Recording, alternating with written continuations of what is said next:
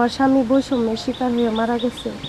আমি এবং আমার বাচ্চা যেন বৈষম্যের শিকার না হই। আমরা যখন কর্মসূচিতে অংশগ্রহণ করতাম ঠিক তার আগে আমাদেরকে বিভিন্ন রকম হুমকি দেওয়া হতো। যেই শহীদ পরিবারগুলো আছে তাদের পাশে প্রশাসনের আরও ভূমিকা দরকার এবং আরও ভালোভাবে দাঁড়ানো উচিত। তারা কোনো খোঁজখবর নেয় না। এখন আমার বাবা ভাই তারাই দেখতেছে, তারাই সব কিছু করতেছে। আর স্বামীর স্মৃতি কি বলবো, যখন মনে হয় তখন তো অনেক কষ্ট হয়। যখন বাবুর দিকে তাকাই তখন তো মনে হয় যে আজকে যদি বাবা থাকতো তাহলে তো কাছে থাকতো। আজকে তো বাবা ডাক দেওয়ার মতো কেউ নাই।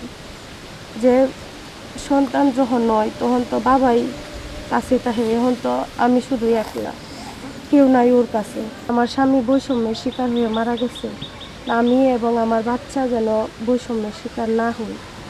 আর যত সরকারের যত সুযোগ সুবিধা আছে সব যাতে আমার সন্তান এবং আমি পাই। আমাদের টোটাল একটা টিম ছিল। এই টিম ওয়াইজ আমরা প্রত্যেকটা দিন এক একটা জায়গায় মিট করতাম, কখনো নদীর পাড়ে, কখনো কোনো প্রাইভেট হসপিটালের ছাদে, কখনো একটি নিরিবিলি এলাকায় মধ্যরাতে আমরা পরিকল্পনা করতাম যে আগামীকালকে আমাদের কর্মসূচি কী হবে। তো আমরা যখন কর্মসূচিতে অংশগ্রহণ করতাম ঠিক তার আগে আমাদেরকে বিভিন্ন রকম হুমকি দেওয়া হতো। তো এভাবেই ছিল আমাদের আন্দোলনটা এখানে ছিল।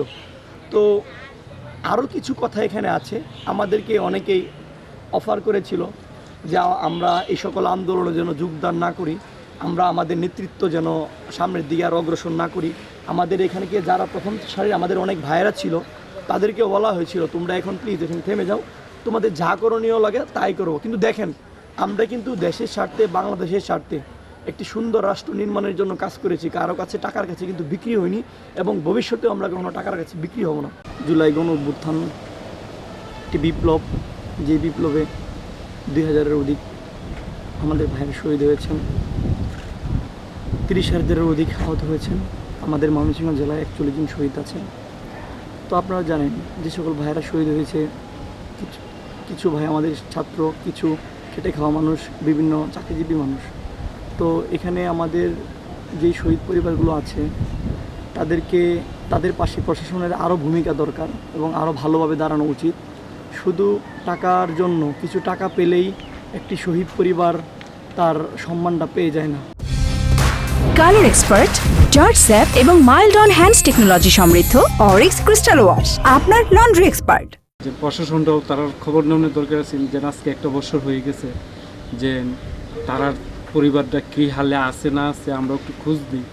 এই ধরনের সহযোগিতা আমাদের পাইছি না। জাস্ট এটাই মনে কষ্ট যে আজকে এমন একটা দিন গেছে, আজকে 1 বছর পূর্ণ হয়েছে।